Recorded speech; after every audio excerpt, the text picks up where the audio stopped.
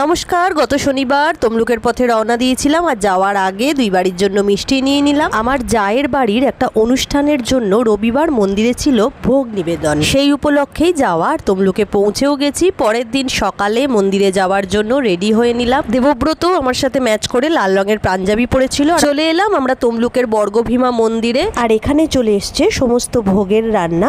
এই শক্তিপীঠের ভোগ কিন্তু আমিষ হয়, এবং এখানকার প্রধান প্রসাদ হলো শোল মাছের টক। ওটা দেওয়া কিন্তু বাধ্যতামূলক। তার সঙ্গে আজকে ছিল দই কাতলা, কাতলা মাছের ঝাল সহযোগে শুক্তো, ঘন্ট, পায়েস, মিষ্টি, চাটনি সবকিছু। এই শক্তিপীঠ অত্যন্ত জাগ্রত, এবং এই মন্দিরে প্রত্যেক দিন এরকম বহু অনুষ্ঠান হয়ে থাকে। 51টি সতীপীঠের মধ্যে এটি একটি। কথিত আছে সতীর বাঁ পায়ের গোড়ালি এখানে পড়েছিল। সব মিলিয়ে আজকের দিনটা বেশ ভালো কাটলো।